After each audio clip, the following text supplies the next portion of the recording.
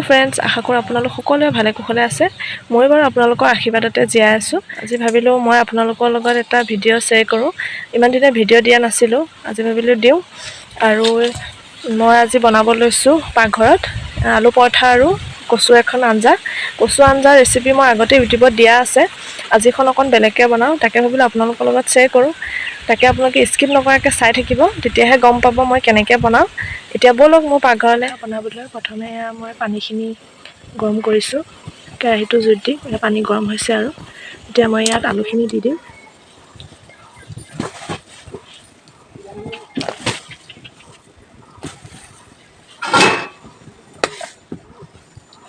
এতিয়া এই আলুখিনি মই ঢাকি দিম যাতে সিজি যায় কচু শাকখিনি ছিগি আনি ধুনীয়াকৈ ৰ'দত অলপ শুকাই লৈ এতিয়া টুকুৰা টুকুৰিকৈ কাটি ধুই পখালি লৈ লৈছোঁ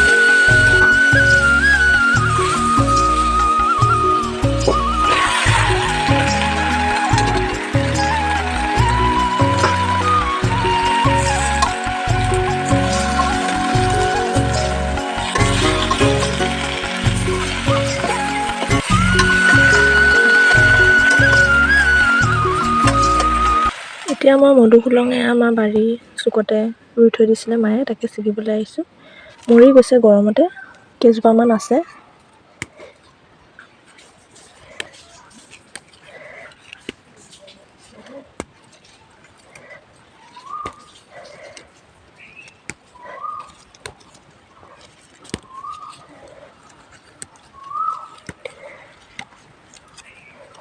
গৰমত মধুসোলং খাব লাগে পেটৰ কাৰণে ভাল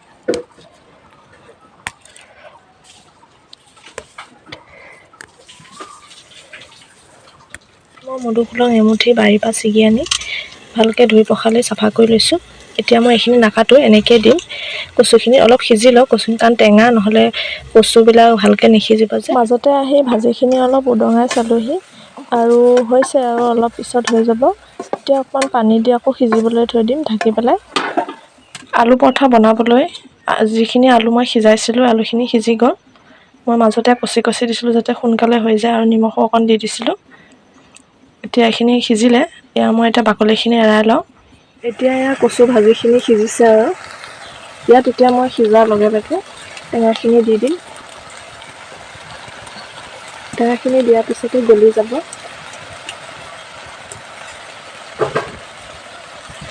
মই কচুখিনি আৰু টেঙাখিনি অলপ মিলাই দিম তেতিয়া ইয়াৰ লগত মিহলি হৈ যাব আৰু কচু ভাজি কম সোৱাদৰ হ'ব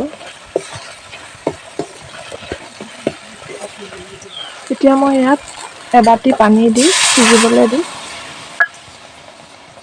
কচুখিনি আৰু টেঙাখিনি একেলগে যেতিয়া সিজি যাব তেতিয়া আঞ্জাখন হৈ যাব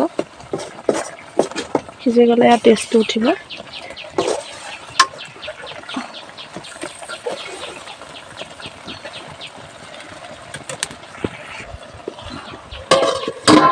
এয়া মোৰ কচু আঞ্জাখন বনাই ৰেডি হৈ গ'ল একেবাৰে মই জোল বনোৱা নাই অকণ থুপথুপীয়াকৈ বনাইছোঁ অকণ পানী আছে এনেকৈ খাই বৰ টেষ্টি লাগে আপোনালোকেও খাই চাবচোন এনেকৈ এতিয়া মই গুচাই লোৱা আলুখিনিত এচামুচ নিমখ আৰু অকণমান তেল দিছোঁ এতিয়া মই আলু আৰু নিমখ তেলখিনি মিলাই পিটিকি ল'ম এয়া আকৌ আলু পৰঠা বনাবলৈ ৰাতিপুৱাই ভণ্টিয়ে আটা মাৰি লাডু এটা বনাই থৈ দিছে ডাঙৰকৈ। এনেকৈ আগতীয়াকৈ বনাই মাৰি কৰি থৈ দিলে লাডু বনাই, তেতিয়া ৰুটি বা পৰঠাখন ভাল হয় আৰু খাবলৈও ভাল হয় আৰু বনাবলৈও ভাল হয়। সেইকাৰণে তাই বনাই থৈ দিছে, তেনেকৈ ৰাতিপুৱাই মাৰি থৈ দিছে।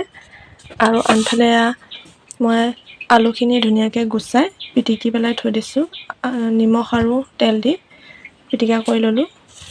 এতিয়া মই আলু পৰঠা বনাবলৈ আটাখিনি এটা এটা সৰু সৰু লাডু বনাই ল'ম।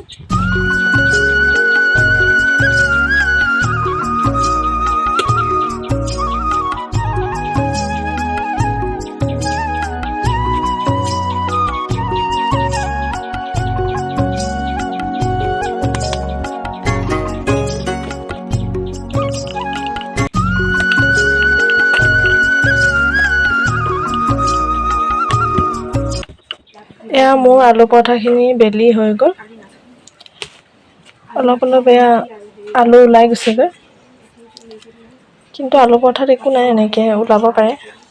আৰু এয়া বহুত ডাঠ ডাঠকৈ দিছোঁ। এতিয়া মই টাৱাখন জুইত বহাই টাৱাখন অলপ গৰম হ'বলৈ দিছোঁ।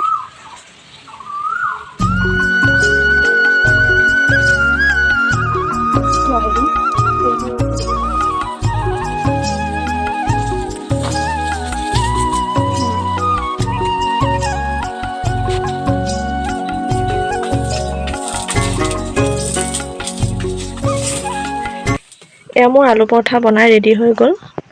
এয়া গোটেইকেইখন বনাই ৰেডি হৈ গ'ল আলু পৰঠা।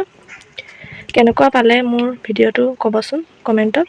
আৰু যদি ভাল পালে তেন্তে প্লিজ লাইক, কমেণ্ট, শ্বেয়াৰ আৰু ছাবস্ক্ৰাইব এটা কৰি দিবা। যিসকল নতুনকৈ আহিছে প্লিজ মোৰ বেল আইকনটো বজাই দিবা, যাতে মোৰ নতুন ন'টিফিকেশ্যনবিলাক আপোনালোকে পাই থাকে। আৰু যিসকলে মোক ছাবস্ক্ৰাইব কৰি দিছে তেওঁলোকক বহুত বহুত ধন্যবাদ। আজিলৈ মোৰ ভিডিঅ'টো মই ইমানতে সামৰণি মাৰিছোঁ। আশা কৰোঁ আপোনালোকে চাই ভাল পাব। ধন্যবাদ।